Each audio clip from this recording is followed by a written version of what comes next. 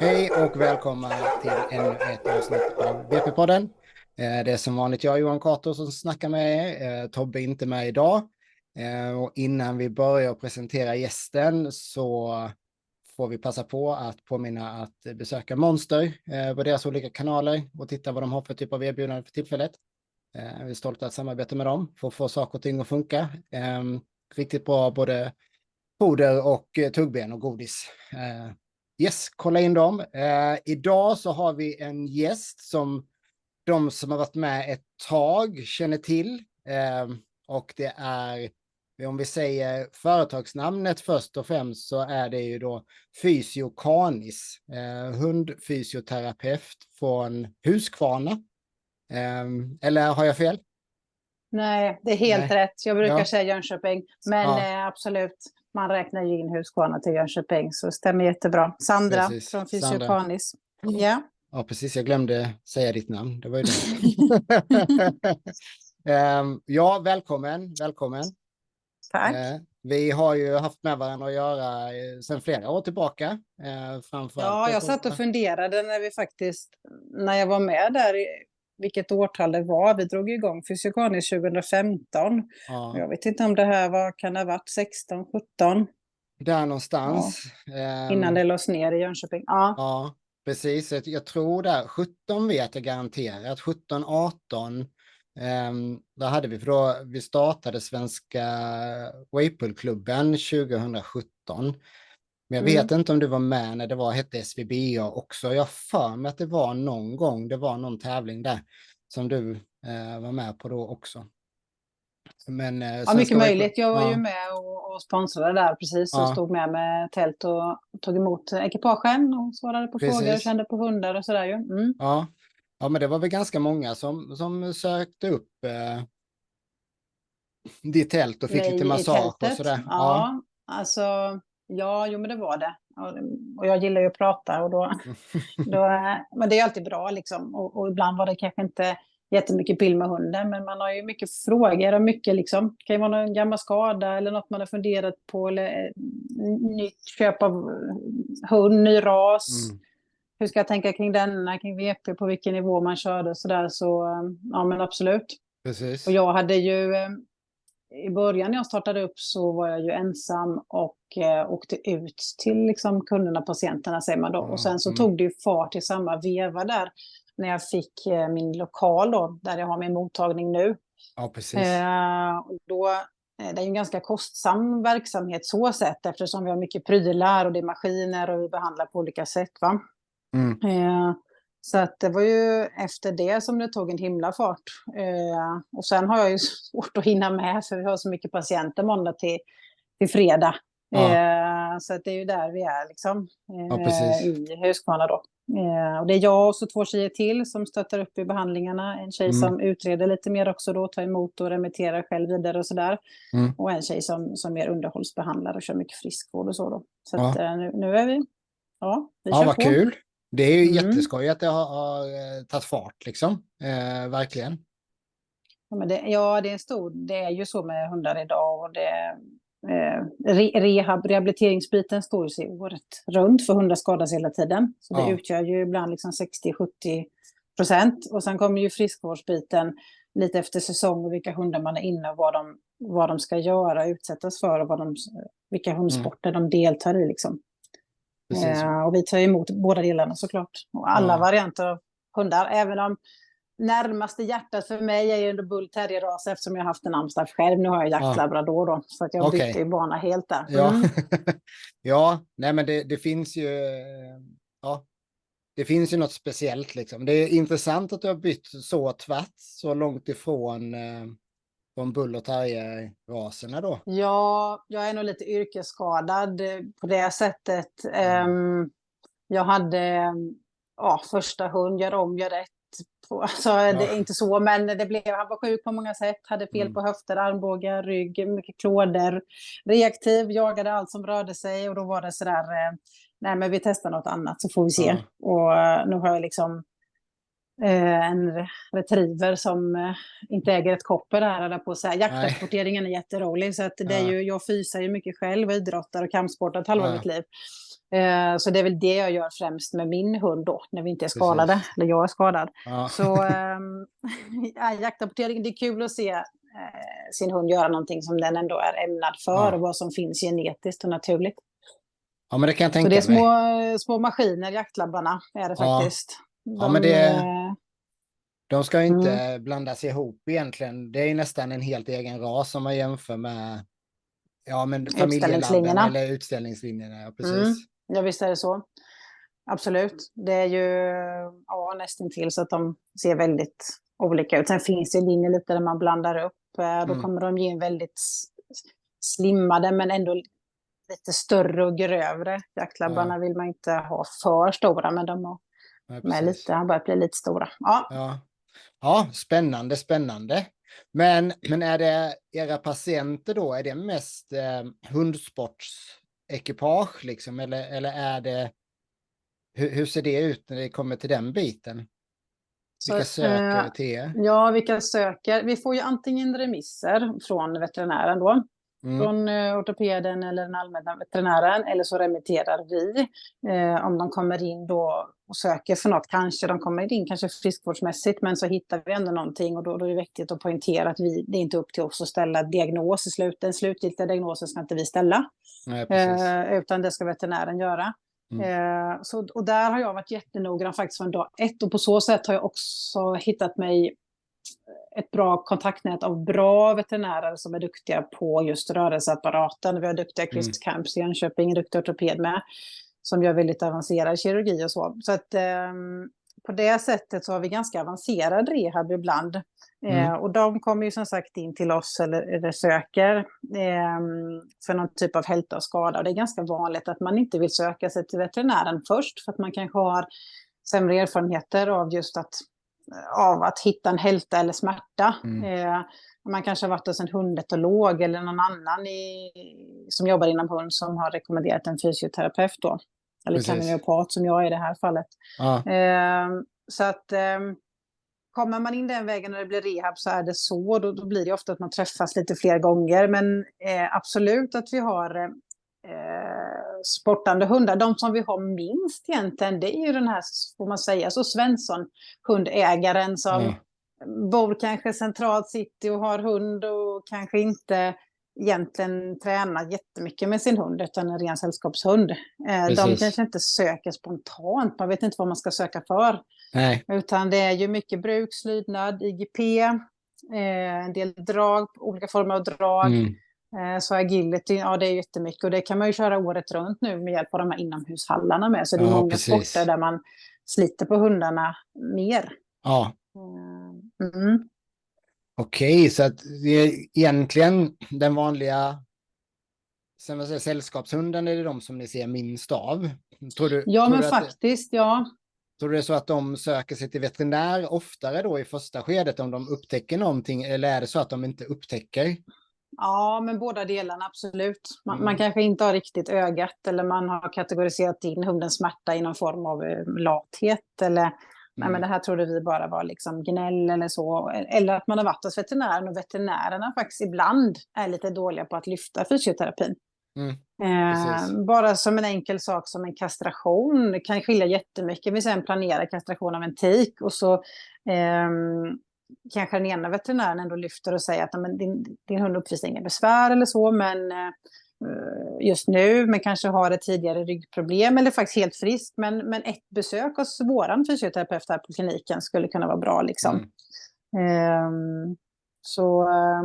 Ibland så är de, som sagt, jag kan fråga ibland, har de inte nämnt något om det här? Och då är det kanske helt klockrena saker. Och då har de inte riktigt det. Så ibland är de lite sådär också att skicka till varandra med att man fastnar hos den allmänna veterinären, där den i sin tur skulle sagt, nu kommer inte vi längre. Nu remitterar jag det vidare till den här neurologen eller ortopeden eller så. Då blir vi lite spindeln i nätet ibland. Då kan vi göra mycket mer än bara behandla hund. Då blir det ibland mer långa samtal och koordinera och hjälpa och styra om, backa, göra om rätt. Det är faktiskt mycket mer sånt än vad man tror.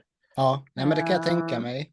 Det är ju känsligt också liksom, och sen så är det är mycket pengar inblandat, och jag tror att många, alltså blir rädda för att det ska dra iväg i kostnader och att man därför liksom inte heller kanske söker upp hjälp liksom vid mindre. Så kan det vara. Ja, om man har lite förutfatt, ibland så kan det vara att man vet inte om att man har rehabilitering i sin försäkring. Då vill vi också upplysa om att där har du en hel pott, eller som Folksam som har till exempel tagit bort sin pott, så det tar sig av hela ditt belopp, men den är obegränsad. Ja, så att det brukar vara lite nytt för många, och även att man kanske har förutfattade meningar om vad det ska innebära. Man tänker ryggkirurgi, absolut, men det finns ju säkert jätteavancerade saker. Men då tänker man burvila 6 månader. Det ser inte ut så idag, varken på humansidan eller på hund. Vi är ganska aktiva i vår fysioterapi och rehabilitering idag. Så man blir lite avskräckt. Men den här hunden ska hålla inför detta och detta. Tänker vi skulle komma in på det lite sen. Det här med just om man har gamla skador och kroniska saker. Att det är inte kört ändå. Vi ser ju slutprodukten, det färdiga. Djurägaren gör ju inte det. Så att vi ser ju de som har kommit med en hund och haft skador sen innan. De fortsätter gärna med sina nya hundar man köper då. Eller fasar in liksom flera familjemedlemmar. Och det ser kan ju jag tänka värdet av det. Precis, lite när man har öppnat upp dörren så är det lättare att fortsätta och gå in där. Liksom. Det kan jag verkligen förstå. Men du, när du ser ni av era, förlåt nu blir jag lite nyfiken, vad ser ni av era weightpull eller era liksom utövare i DVVP? Hur stort utbrett är det? Det är nog väldigt olika från, alltså lokalt är det nog väldigt stora skillnader. Jag tror väl inte att det är så vanligt som det borde vara. Jag vet att jag slarvade jättemycket med det. Jag prioriterade inte den tiden liksom. Vilket jag kanske borde ha gjort med mina hundar. För det fanns säkert delar där som vi hade haft stor nytta utav. Bland annat för att jag har lärt mig från egen hand med min egen kropp liksom. Vilken stor skillnad det gör med en bra fysioterapi liksom. Att det kan göra väldigt stor skillnad med små. Man har en axel som är lite kärvig liksom. Och så kan man göra ganska små saker för att ändå få stor effekt och stor förbättring liksom. Men jag tror nog att det är färre än vad som borde söka upp fysioterapi av något slag. Liksom. Ska se att Tobbe kommer in här nu så vi ser om han har någon annan fråga eller någon annan syn på det sen när han är med. Jag kan ställa frågan då. Men jag tänkte, när du tittar generellt på de hundarna som är inne och ser, kan ni se några tydliga, liksom, är det något som sticker ut som den mest vanliga anledningen till att de kommer till det? Ja, men i och med att i alla fall Fysiokanis, vi utreder ju mycket. Även som sagt, om inte vi sätter slutstämpeldiagnos så har vi ändå hamnat i det facket.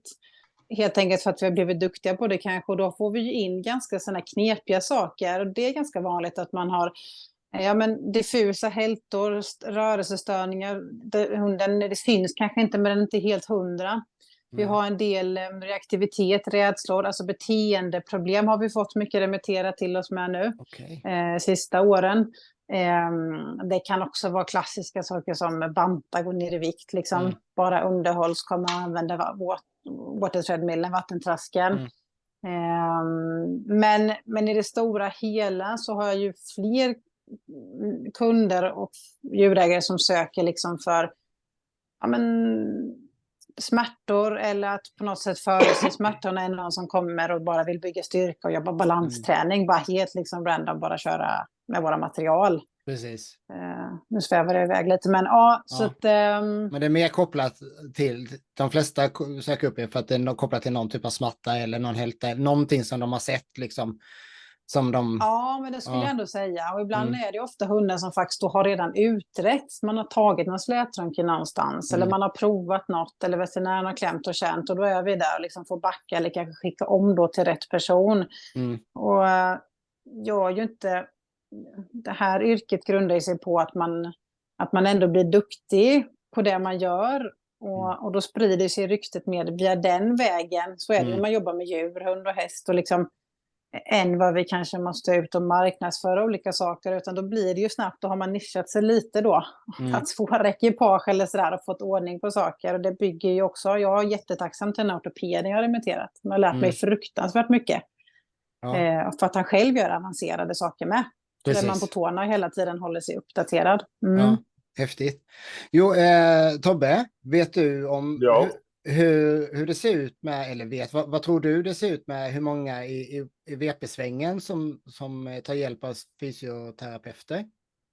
Jag vet att Junhav kör lite vattentrask, men min känsla är att det är ganska få. Jag vet att jag var dålig på det. Ja, men jag vet, det har varit ganska många i gruppen här faktiskt. Så jag vet ju, som det har varit nu, så har ju både Svea, Börje och Dexter har ju gått till fysio. Och jag vet Jenny har gjort det med sina till och från och brukar kolla upp dem med jämna mellanrum. Och det kommer nog bli det nu med lille Hansemannen med. Precis. Så det, ursäkta jag ser, det har varit en sån jävla dag, struldag, kaosdag. Ja. Livet, det är ett helvete ibland. Ja. Ombokningar, läkartider och det ena och det andra. Så det. Men det är så, men det är gött ju. Men, men då har vi ungefär samma bild, du och jag. Jag tänker att ni måste ju ha folk på olika nivåer också. Det är folk som liksom bara kör DV underhåller, och det brukar vi också rekommendera i olika former av rehabilitering eller styrketräning och sådär. Det skiljer sig kanske lite också på de som då tävlar eller kör VP och liksom på mer aktiv nivå. Precis. Och det är ofta när man börjar komma upp lite.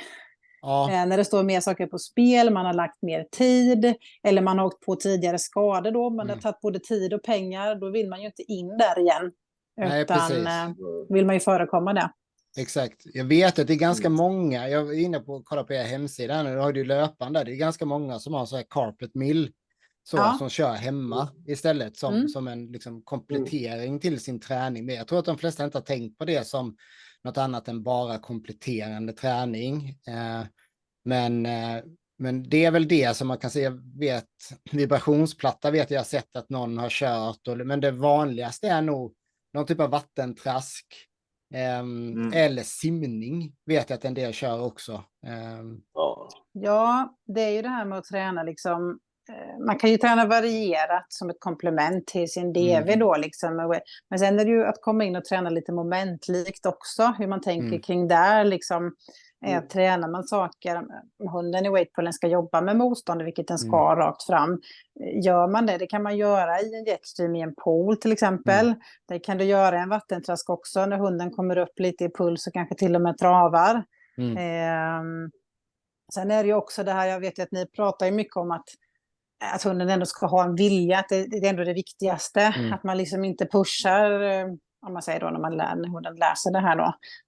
Men det är ändå att träna med mjölksyra till exempel. Då kommer vi in på det här med anaerob och aerob träning. Det tror jag inte heller kanske många tänker på att den anaeroba träningen när vi behöver glukos då som bränsle, den mjölksyran då blir en slaggprodukt. Det kommer ju hunden använda sig av i det här momentet när den ska dra så pass tungt. Och då kommer vi in på till exempel intervallträning. Och i intervallträningen bara en sån sak som att variera om man till exempel fastnar på samma typ av, om man nu kör cykling eller löpning vid sidan av, eller för den del vatten. Så kan man ju faktiskt träna på olika sätt i sin intervallträning för att få hunden, och då är vi egentligen inne på pulszoner, där man ser vart hunden ligger. Man kan ju träna upp hunden att tåla mjölksyra bättre, att ta fram energin snabbare i muskeln. Förmågan att lagra in energi i muskeln kan du också träna upp med intervallträning. Du kan höja den här tröskeln när mjölksyran ska komma. Du kan också med intervallträning träna snabb nerv, alltså kontakten ut till musklerna.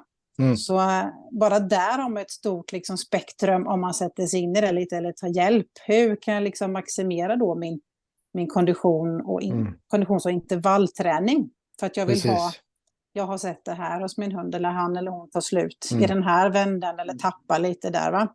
Men vi är ju ganska, alltså vi är verkligen fortfarande i lindan när det gäller träning, ska jag säga. Alltså just den biten. Jag vet, de flesta tränar ju någon typ av aerob träning för det mesta. Den flesta DV:n är ju en typ av, alltså ja, det beror på hur många pulszoner man pratar om, men någon typ av typ 2-zonträning liksom. Ja, men rimligt. Ja, precis. Ja, för där ligger man någonstans och harvar och sen så ja, styrketräning, alltså när vi kör start och stopp och så vidare, så det är sällan man går så tungt där att man är uppe, alltså periodvis är man uppe på ganska hög puls liksom, men man jobbar ju inte med pulsen i den, eller har inte det som mål just i den delen av träningen, så man pushar egentligen inte. Nej, jag förstår det. Inte i DV:n tänker du på? Nej, precis, i DV:n, alltså, utan där blir det en zon 2 liksom, träning egentligen generellt då.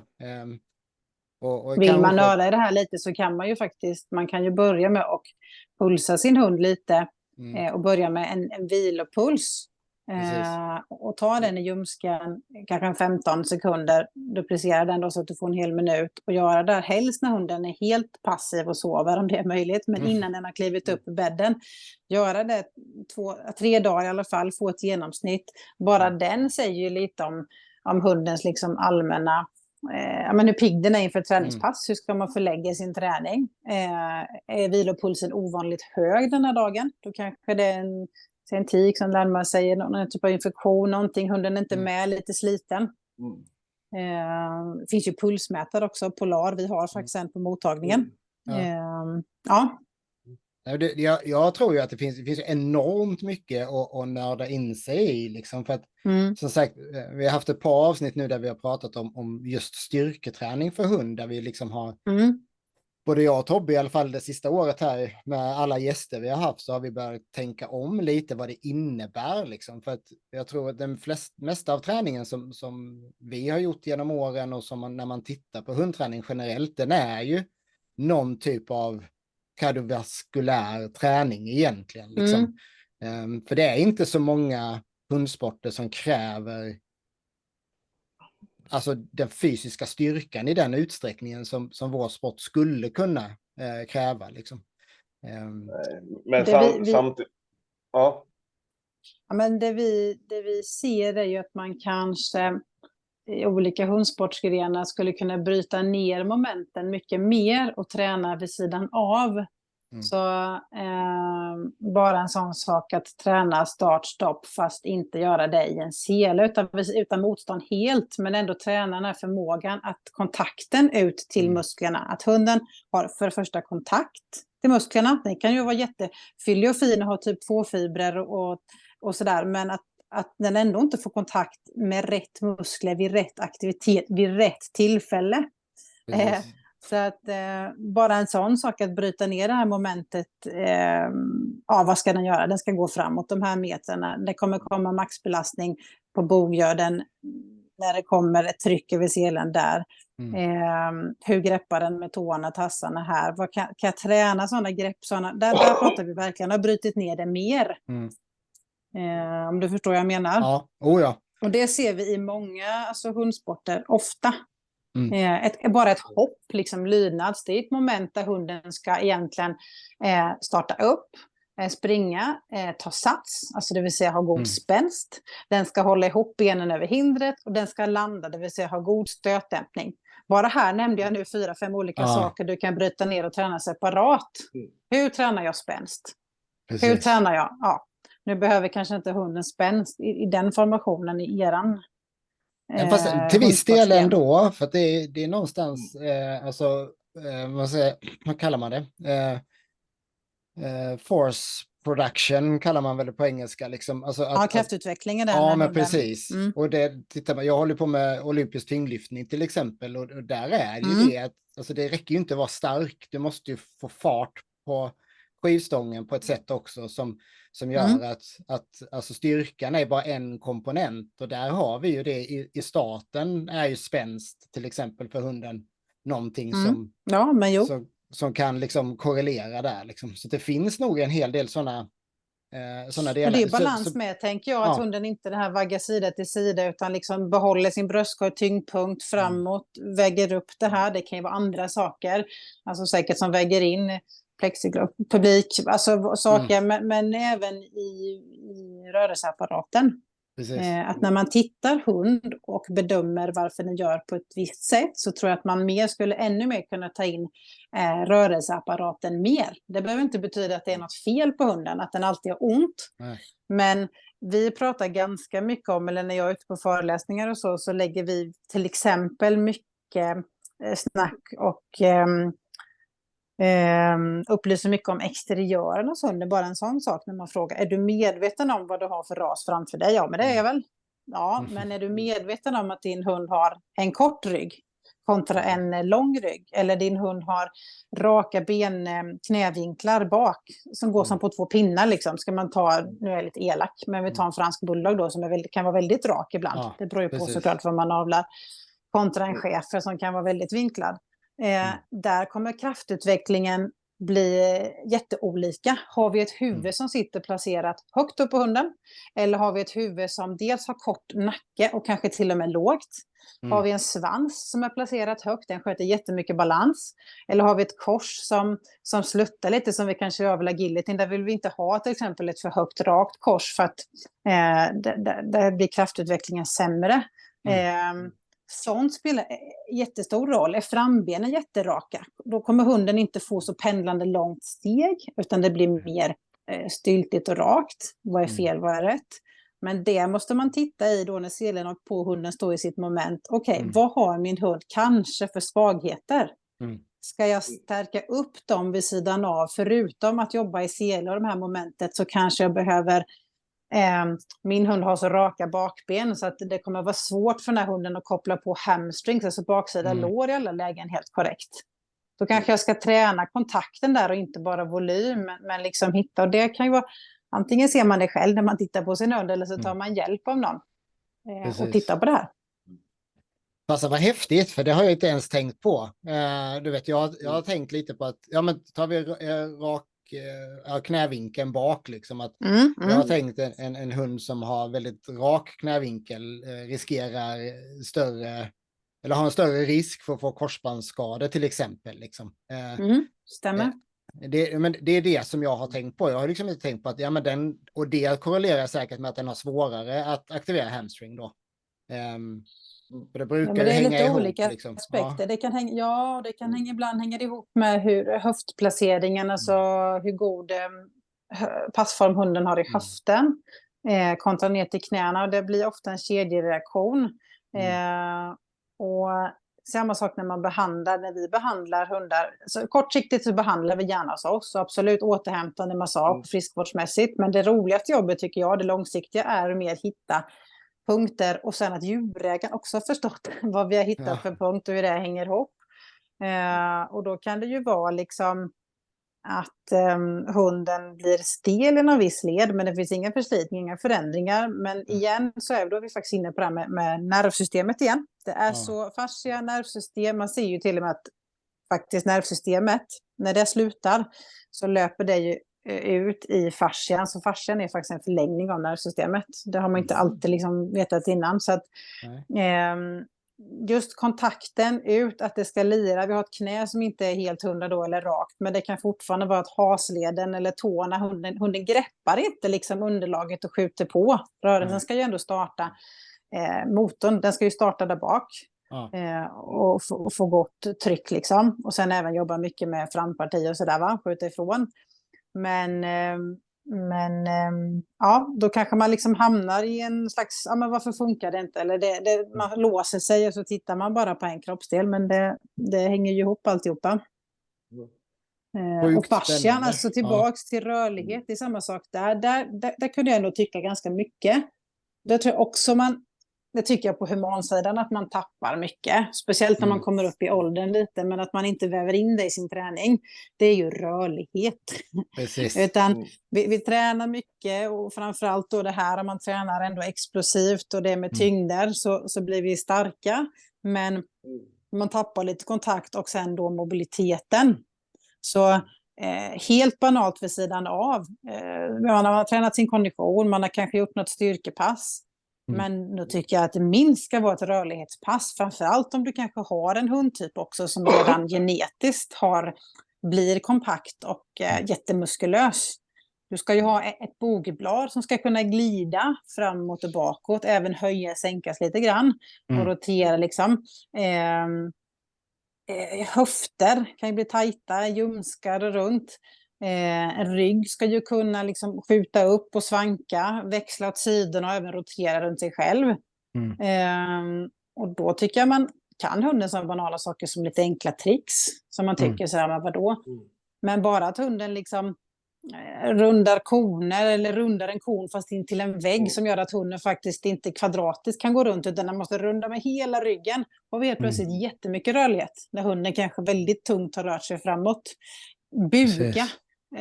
Bara ligga nere i buga, kan inte hunden buga så kanske den kan gå in och ta en godis under någonting i alla fall. Då sträcker den helt ut jättemycket. Vi har massa bindväv liksom i bröst och framdel som den får sträcka ut, sidorna på ryggen. Så att rörlighet ska man inte förringa. Och då kommer vi in egentligen lite på det här med stretch. Vi jobbar inte jättemycket med den här statiska stretchen. När vi gör det så gör vi det faktiskt för att lära djurägaren besiktiga sin egen hund, och det ser vi också att man gör alldeles för lite. Utan vi jobbar mycket mer dynamiskt. Så att styrketräningen är samma sak. Vissa delar på kroppen tycker om den här statiska träningen, eller excentriska senor och sådär. Men fortfarande så kan man faktiskt variera över sin styrketräning om man fastnar i vissa moment där hunden står nu på sin luftmadrass eller sin balansdisk som man har köpt så fint sådär. Tänk utanför boxen där.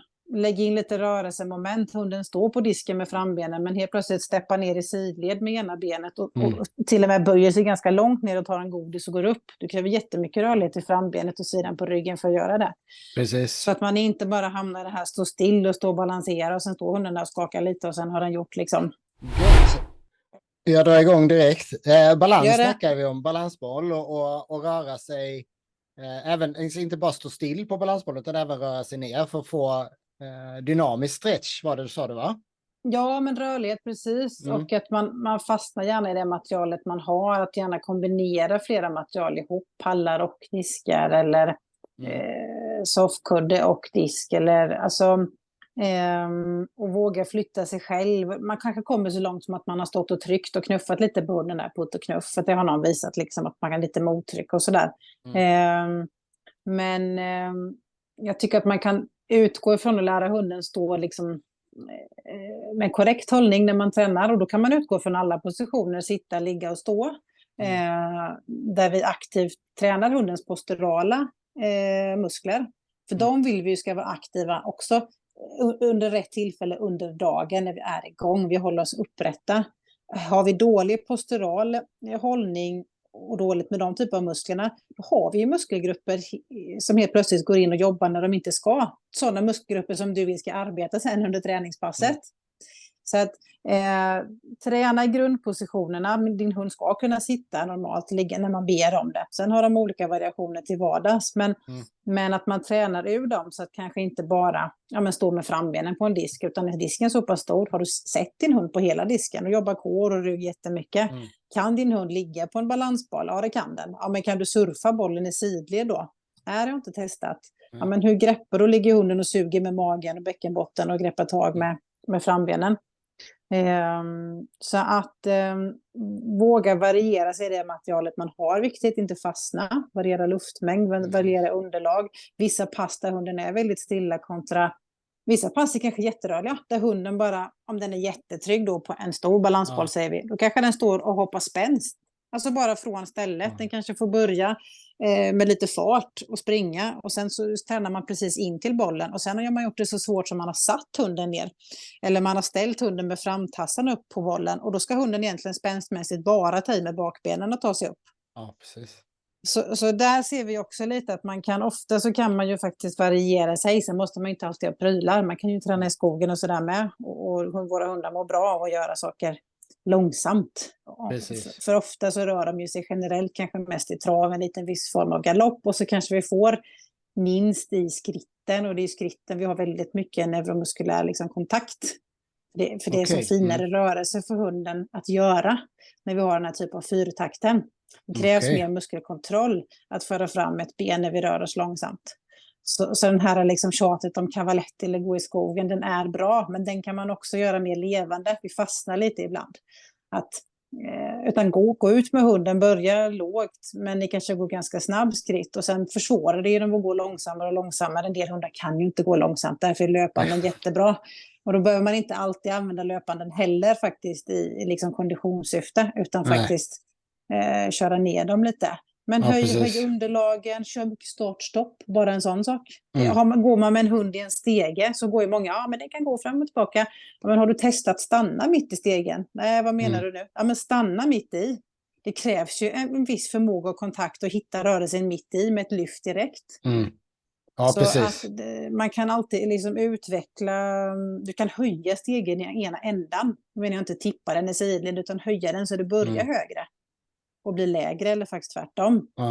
Så basövning, att hunden kan sitta korrekt utan att sitta som en hösäck och vinkla ut knälederna, utan aktivt sitta med rak rygg, hålla ihop sina ben är bra, ligga korrekt så inte bäckenet tippar, stå en längre stund. Det är många hundar som inte kan.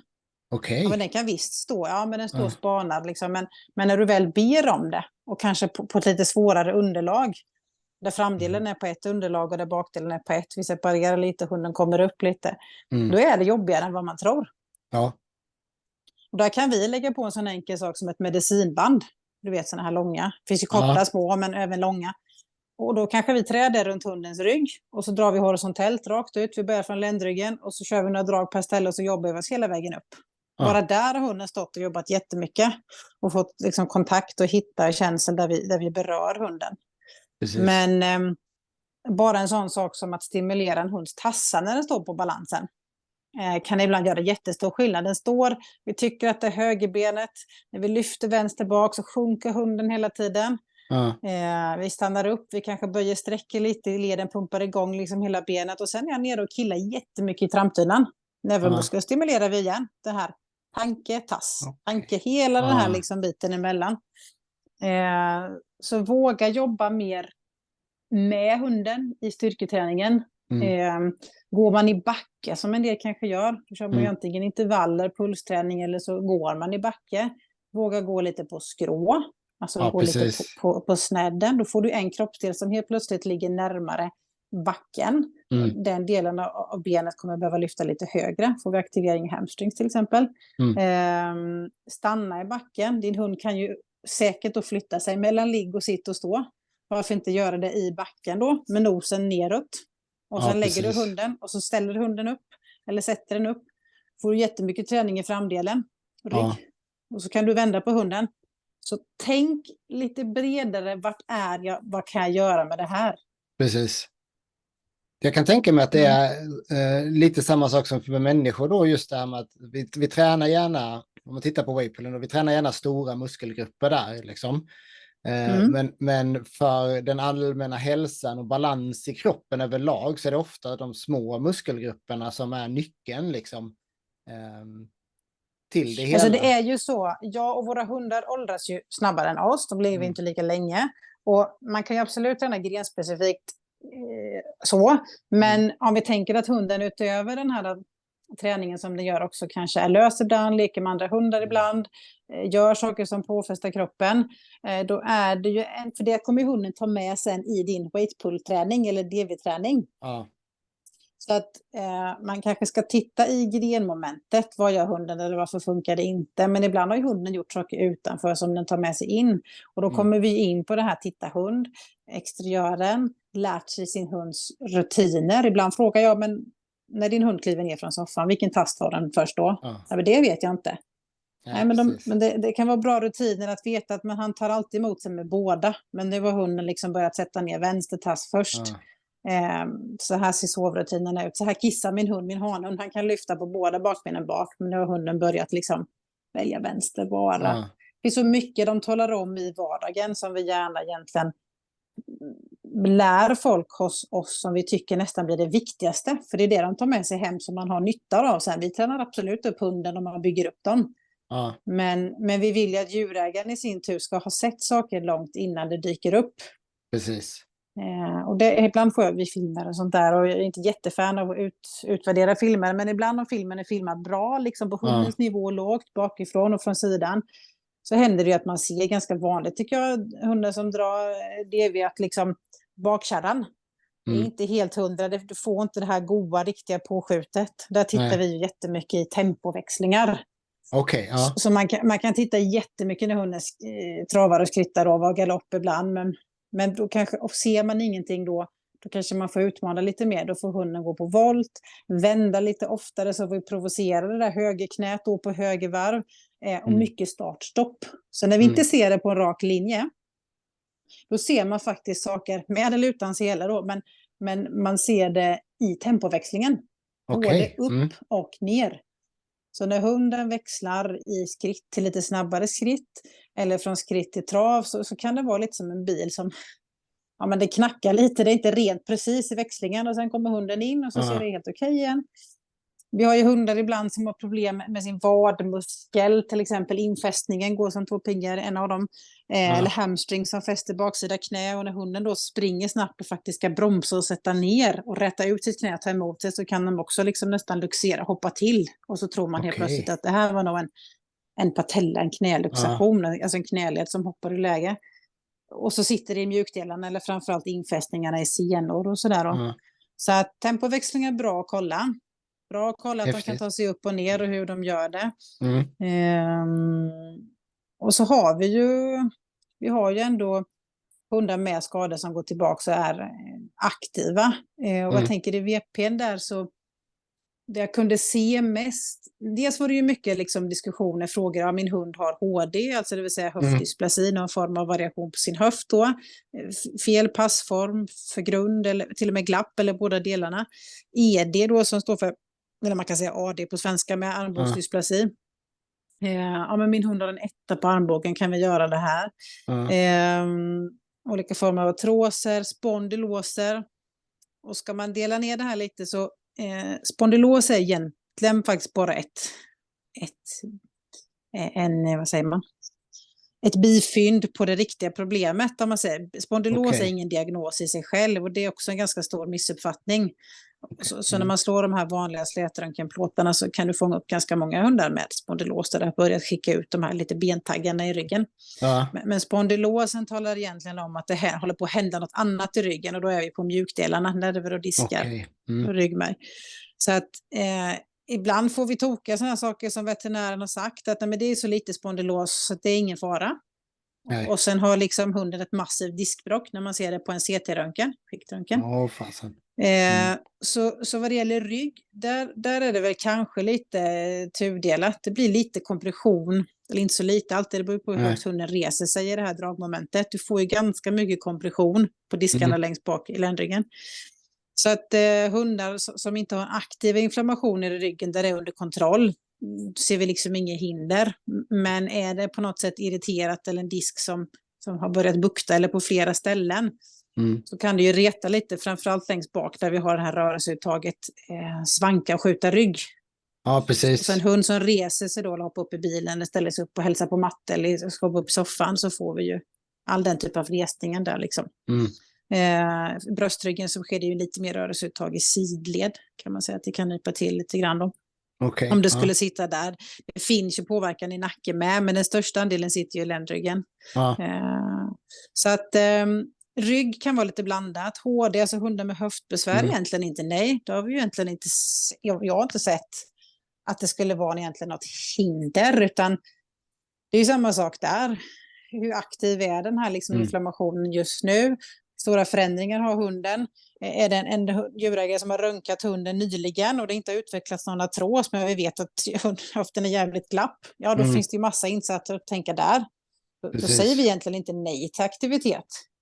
Framförallt inte weightpullen, har jag inte sett. Det är ju ändå inte de rörelseuttagen, i alla fall under lång tid. Visst, det blir lite maxextension i höften när de trycker på i de här lägena. Men Nej, det tyckte jag att det var många i tältet som var inne och som vi har sett med. Och som vi använder i rehabsyfte med. Och bygga upp. Det är jättefint liksom ansättning av muskler i sätet framförallt. Vi behöver bra höftkontroll uppe i hundens rumpa. Det är ju lite samma sak på oss. Många har ju för dåliga rumpor. Så är det ju. Och armbågar är lite lurigt. För i Sverige som det ser ut idag har vi ju, man röntgar ju en del raser, en del inte. Och den här ettan säger ju inte så mycket om statusen i armbågen i sig. Slätröntgen fångar inte upp egentligen ofta hur det kan stå till armbågen. Så det är också en ganska vanlig missuppfattning. Ja, men min hund har nollor, så det är lugnt. Eller min hund har bara en etta och det är ingenting. Men när vi känner på armbågen så hittar vi ofta mer. Och det är för att en skiktröntgen, alltså en CT fångar upp. Det går inte att jämföra. Så att vi gör dem idag egentligen det är en diskussion i sig. Men för oss säger det faktiskt inte så jättemycket. Man får titta kliniskt på hunden. Och ofta har den ju haft någon tillväxtrubbning faktiskt som valp. Då pratar vi FCP och OCD. Och det här missas ju kanske lätt på växande valpar. Så att armbågar är ju, det går inte muskler runt en armbåge riktigt skydda på samma sätt som en höft. Så de blir ju ofta lite mer utsatta. Men det blir ju en kontrollerad form tänker jag med dragweighten där. Ett bra sätt att bygga. Så länge armbågen klarar den typ av extension också som kan bli. Ofta gör det ju mer ont i böj, flexion. Och lite pronation kan det göra ont också. Men extensionen, det gör om det är väldigt mycket artros så kan det bli också jobbigt för hunden att sträcka ut i armbågsleden. Men artros generellt mår ju bra av aktivitet, kontrollerad aktivitet. Hår och sånt kan vara lite lurigt. Jag vet inte hur ni ser i era. Ni har ju både på, vad heter det, dirt, eller vad säger man, grus? Grus, ja. Och på matta, eller vad säger man då? Ja, matta, carpet. Matta är både inomhus och så utomhus. Matta är ju lite olika, för en del är ju vanliga så här nålfilsmattor, du vet, klassiska heltäckningsmattor nästan, men sen så finns det även korkmatta har kommit nu och någon typ av gummimatta, så där är det ju flera olika underlag som klassas under matta allihop då. Vad ser ni liksom i grepp? Har ni föredrar ni något speciellt? Så det är väl lite olika från hund till hund, skulle jag vilja säga. Jag tycker väl greppmässigt så är ju grus det i särklass bästa för de absolut flesta hundarna. För att de kan komma ner med klor och de kan böja tårna ordentligt liksom. För mattorna är det ju jätteolika beroende på vilken matta det är. Har du väldigt tunn matta så blir det ofta att man ser att hundarna försöker trycka ner klorna men att de står uppe på klospetsarna och drar. Många hundar. Sen är det ju lite med matta att antingen har de det eller så har de det inte liksom. Alltså just att men vi har tränat på matta här i alla år och jag menar vi har haft sjukt bra hundar på matta, men du har ju också haft hundar som har tränat på matta år ut och år in och deras fäste på matta har inte blivit bättre. Men har ni hundar, måste ni förbereda? Vi har en hund som kör på grus då jämt eller är van vid det och så kommer det plötsligt en tävling där ni vet att det ska vara matta. Måste ni som djurägare, måste ni gå in och förbereda hunden bara, om vi säger bara prata underlag för i andra sporter liksom lydnad och de här inomhushallarna, det är ridhus ibland, det är olika mattor, vissa mattor skär, vissa mattor ger bränns. Det är mycket diskussion kring underlag får vi ofta frågan om. Alltså jag vet inte. Alltså, saken är ju det att de flesta har ju inte möjlighet att träna matta kanske i den graden så att det gör någon förändring eller någon större skillnad. Men det jag har märkt på mina hundar det är ju det att de har ju haft bra matteknik både skilla och fysen liksom då, och de har ju funkat på alla underlag. Det är väl så man kan säga att de som tränar generellt sett på matta, de klarar alla underlag bra, medan de som aldrig tränar matta, där ser man oftare, ska vi säga, det är inte generellt så, men man ser oftare att de har svårare när det kommer matta, egentligen oavsett vilken typ av matta det är då. Men de flesta har ju inte möjligheten att förbereda sin hund för ett annat underlag när det kommer på tävling. Och lite bara spola tillbaka en snabbis då, för jag hade inte micken på. just det här med armbågarna. Skilla var ju ett sånt exempel. Då. Det var det Staffe du hade där, för visst är det ja, men tycker hon hade ju balansproblem till födseln. Det var ju syrebrist till födseln. Och så att det här med balansgrejer var ju liksom, hon var ju livrädd för allting som hade med balans att göra. Så, sen kom vi på senare då att hon var ju inte fullt utvecklad i armbågen. Det var ju Anders Furvik uppe på Västra som kom på det. Men hon var ju friröntgad på armbågarna. Men du ser. Ja, men saken var ju den att enda gången det märktes på henne, det var ju om du provocerade och tryckte max upp mer eller mindre. Då kunde hon markera. Men i övrigt var det ingenting i hennes vardag. Och Skilla tränade ju hårdare än vad de flesta gjorde. Och det var liksom ingenting som påverkade henne i vardagen. Men hon var inte fullt utvecklad och hon hade balansproblem och det ena och det andra. Och ändå funkade hon någonstans. Men det var ju det. Det är det här med fantasin, sätter sina gränser. Jag får ju vara ganska fantasirik liksom då, för att jag har inte körkort, så då får man ju hitta lösningar och grejer och sådär. Och som det var med fisen, vi kom på att sådana här hängmattor som finns i lekparker och sånt är jättebra att träna balans på till exempel. Ja, sådana som blir som en bro menar du eller? Nej, som man går över lite? Nej. Som här i området har vi det är hängmattor mer eller mindre i plast. Okay. Så de rör sig i alla jävla riktningar liksom då, och sådär. Så, men nej, som sagt att Skilla hade ju allsköns jäkla defekter. Men ja.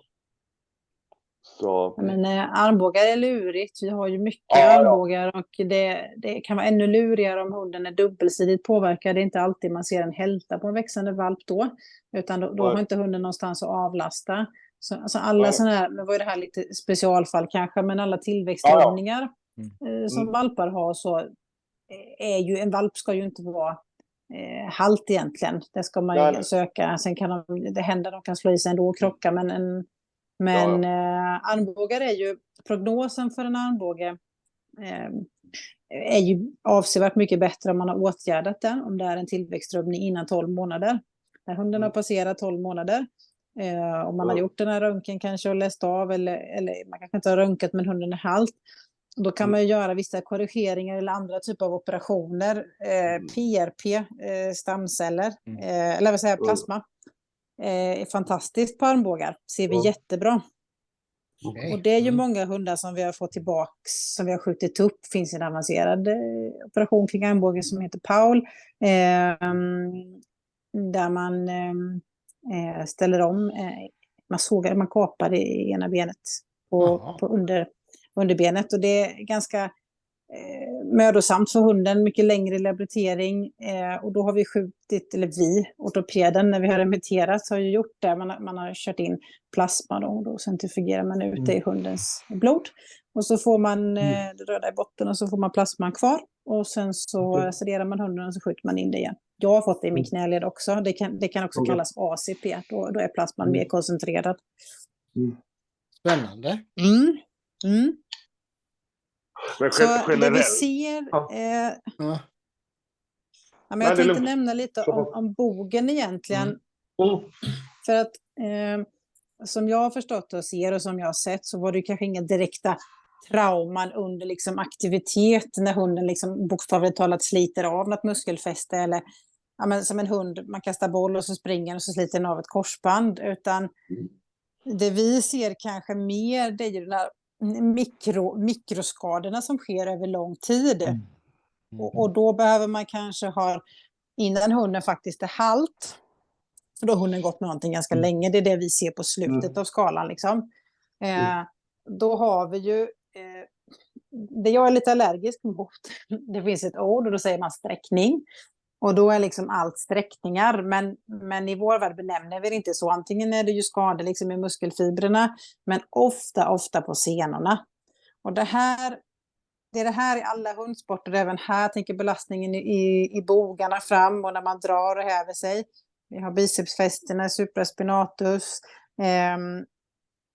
de kan ju komma smygande under en lång tid om man då har en förmåga att köra mycket eller då har en hund som inte är riktigt optimalt vinklad. Det finns ju säkert, ni har ju olika tekniker för hundarna hur de kommer framåt. Vissa reser liksom bröstryggen ännu mer och vissa gör det inte.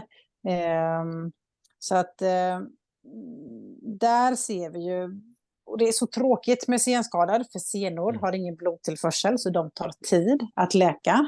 Så att man kanske inte alltid är skyddad med att tänka att ja, men den här sporten är så pass kontrollerad nu så vi ser inte de här typer av skadorna. Då tycker jag faktiskt man ska tänka mer på det här med, som ni säkert lyfter då, med goda passformer på selar, hur man tränar, variation, det som vi har sagt idag, rörlighet. Lära sig känna igenom sin hund lite, våga ta i hunden och faktiskt böja i olika leder. Det är en vanlig fråga, kommer jag göra hunden illa? Nej, det kommer du inte. Ska ändå inte dra ut i något ytterläge, men vi ska in och provocera och känna lite grann. Så senor, men det finns ju även senfästen som sagt, vadmuskler, hamstrings och långa senfästen in som vi kan få tråkiga liksom, överbelastningsskador. Och de kommer smygande, men när de väl har, liksom, när det har runnit över kanten, då tar det lite längre tid att få ordning på det. Så det stärker man ju statiskt i sin balansträning också, inte bara muskelmassan.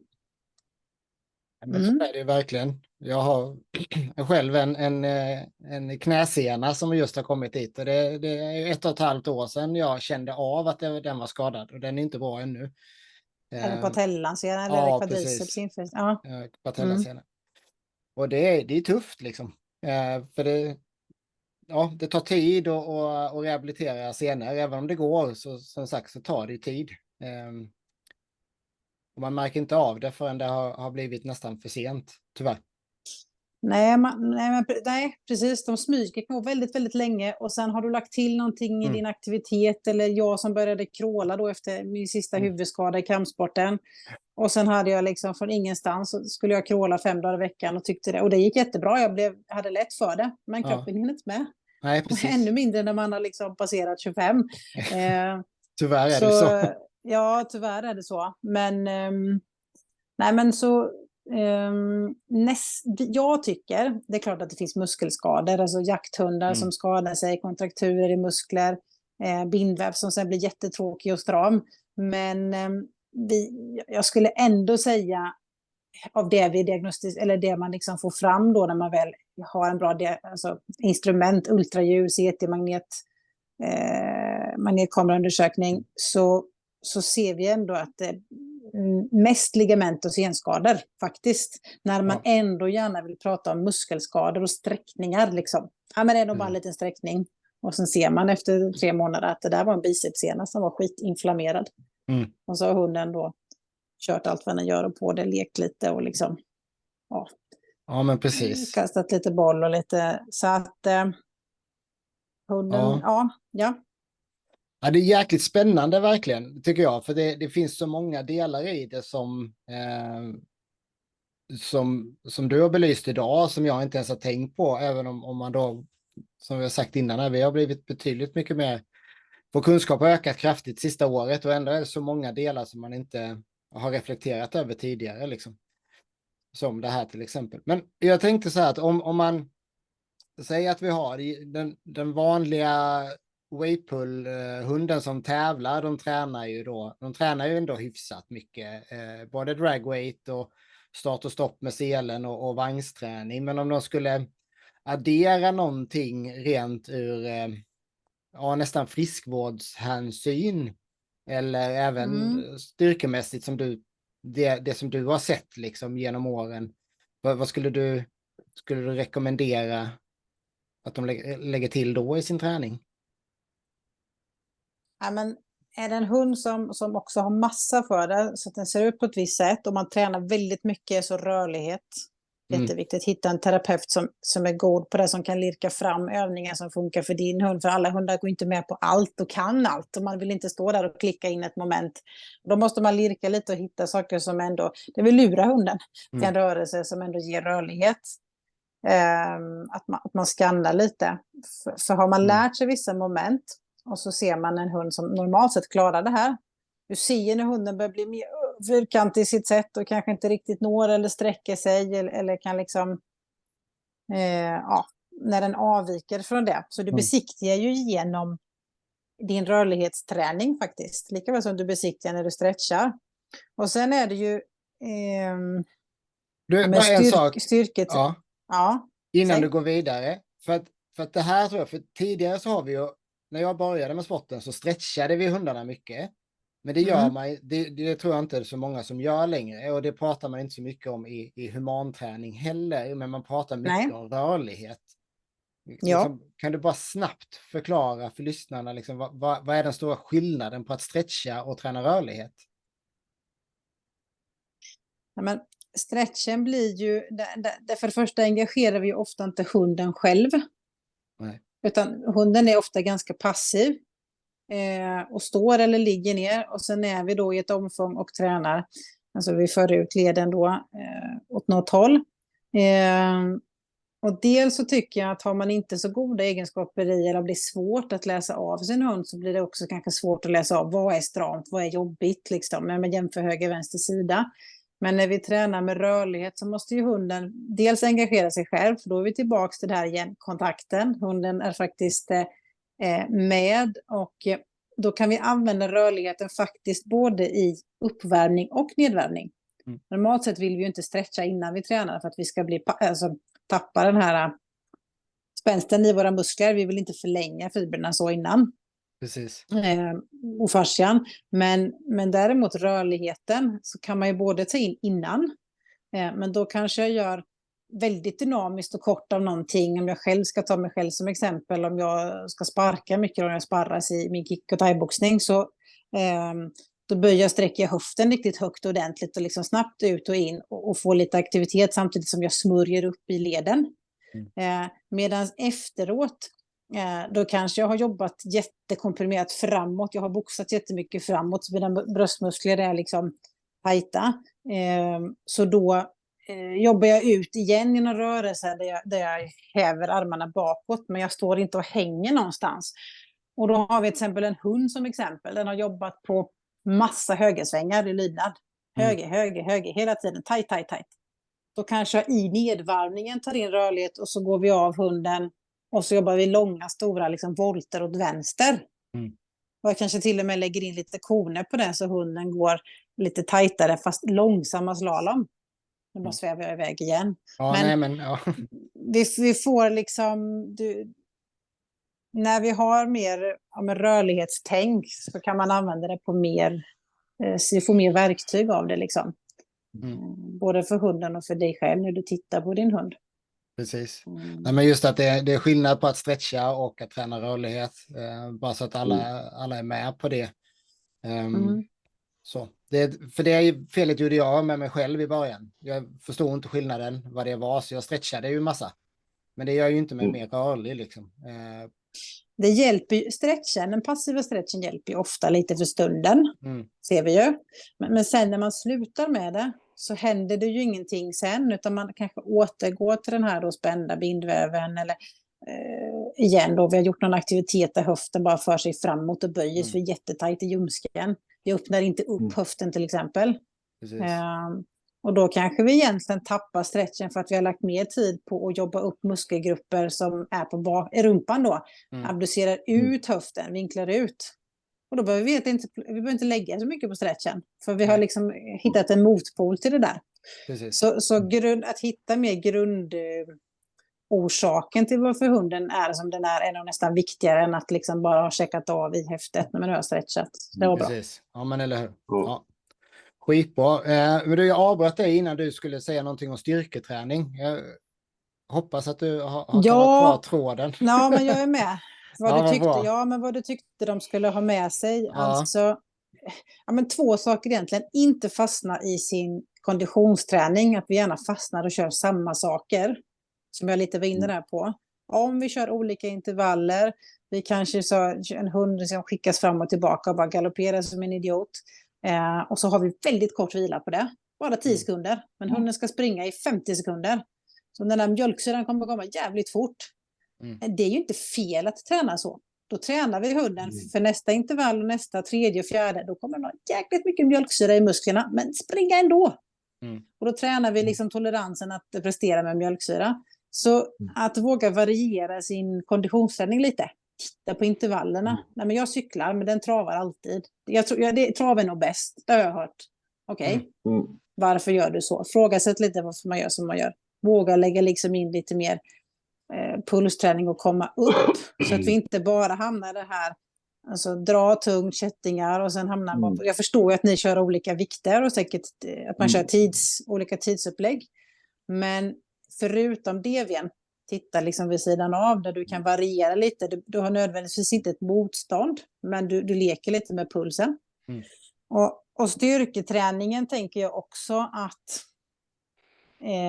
använd hela hundens repertoar. Det vill säga att har man tränat att hunden kan gå ut i ris och lyfta, böja och sträcka sina leder, få den här skritten vi pratar om, och hunden hoppar upp på någon sten och någon stock.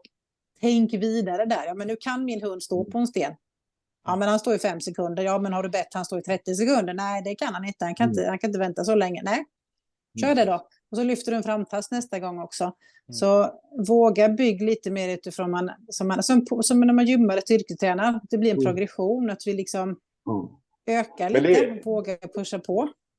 Det är väl lite det här med fantasin. Det är så jäkla lätt. Ja, men nu kör vi VP och då snöar man sig in sig på det. Och sen kanske inte det som jag brukar säga, just att ja, men få de passen du kan köra att räknas. Men ofta är det ju det. Ja, men dagens samhälle. Folk har inte tid och det ena och det andra. Och så slarvar man igenom någonting. Eller ja, men nej, men nu ska jag tävla i VP och då är det viktigast att få in det här DV-passen eller passet eller den här startsloppen. Men fokusen för tillfället kanske borde ligga på något annat då och bara använda fantasi lite och variera. Jag tror att du är inne på något rätt där. Ja, att våga även allt man gör, att våga liksom släppa lite det man nöter i så kroppen får processa det ändå vid sidan av. Även i vilan händer jättemycket liksom. Och inte bara vila nu veckovila utan ibland när man faktiskt har vila i 2-3 veckor från ett visst moment som man har nött mycket. Och våga, som du säger, plocka upp andra, bara ren fysträning utan att känna att om inte jag gör det här i selen nu i DV:n här nu så kommer vi inte, jag måste. Det gäller ju att träna med kvalitet. Jag kan hellre lägga faktiskt jag kan lägga 30 minuter på uppvärmning och rörlighet och sen träna sparring, kvalitet 30 minuter än att köra 90 minuter och det blir bara skit av liksom hälften av passet för man är så trött och så börjar man tappa teknik. Så det är bättre att träna, våga korta ner sina pass lite också ibland, att vi inte alltid behöver köra så länge och mycket, utan man kanske har lagt mycket tid på att värma. Ja, men måste jag träna lika länge som jag har värmt? Nej, det kanske du inte måste. Ja, precis. Du kanske får jättemycket av liksom 10 minuters intervallträning för vi har tränat på liksom snabba skick, mycket mjölksyra. Ja, tillbaka. Ja. Och sen våga ta till sig liksom av andra hundsporter. Jag vet till exempel nu staffarna. Kenner jag har från nu är ju rätt mycket agility folk. Och vi har ju bland annat en människa där som har varit på SM i agility 20 år på raken med Staffe. Det är ju liksom inte det vanligaste. Och jag menar, som jag säger liksom, det vore ju rent jävla tjänstefel av mig om jag inte försökte mjölka hennes hjärna på att lära mig nya saker och ting man kan ta till sig i DV:n med. Jag menar, eller i VP:n med.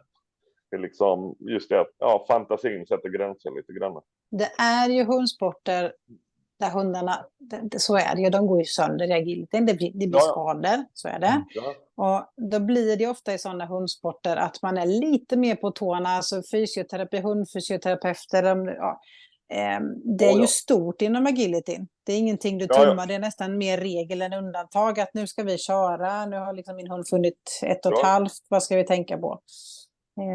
För att det blir IGP-skydd, börjar komma mer och mer. Jakthundar, tack och lov, har också kommit mer och mer det sista. Men så det blir en helt annan hållbarhet. Men även om man inte ska köra på den där jättenivån så kan man ändå, tycker jag, som du säger, ta till sig lite och våga variera. Jag tror att det kan vara värt att alla, jag önskar ju att jag gjorde det när jag hade hundarna i alla fall, och sökte upp antingen dig då eller någon annan som var nära liksom, och i alla fall få en genomgång och få lite tips och idéer så man öppnar upp den dörren lite. Det tror jag att alla skulle behöva. När man går till en fysioterapeut så ska man ju definitivt när man har gått därifrån också, tycker jag, om jag får liksom ge lite, man ska ju förstå vad som har hänt. Man ska veta varför, man ska kunna lite mer om sin hund, tycker jag. Men hon var inne och knäckte och drog lite där och körde lite laser, en ljumske, och det är en liten sträckning i ljumsken och så. Nej. Man ska veta vad man har, man ska ha fått information, tycker jag, om din hund är byggd så här. Därför att du kan inte räkna med mer muskelmassa här för att de här vinklarna, han kommer ha svårt att sätta sig så. Precis. Vad har du planerat att göra med ett halvår med din hund? Vi ska vandra i fjällen och vi ska göra den tävlingen. Ja. Så man ska veta mer när man kommer ut därifrån. Att man vågar ha dem, ställa de kraven och våga fråga och inte bara köpa allt. Var jobbig. Precis. Var jobbig och få saker hemskickat, få journal hem och se liksom lite så att man hänger med, så att man känner att det också, då ger det ju ännu mer. Precis. Men det är ju lite där, du hade inte accepterat de grejerna när det gäller dig själv. Så varför göra det när det gäller din hund då? Ja. Eller hur? Så är det verkligen. Hörrni, tiden lider mot sitt slut här, så det får vara slutorden. Jättestort tack, Sandra, för att du var med här. Tack för att jag fick vara med. Det var roligt att prata. Ja, jätteskoj. Och det finns en risk att vi bjuder tillbaka dig igen. Vi brukar göra det med de gästerna vi har haft bra samtal med. Så att, och kanske när ni har fått igång er podd får vi bjuda in er. Ja. Så att det får man hålla ett utkik över. Någon gång under nästa år. Vi ser till precis. Vi ser till att basunera ut det genom våra kanaler. Toppen. Tack för idag. Tack snälla. Tack själv. Ha det gott. Ha det så gott. Tack sen. Hej. Ha det. Hej.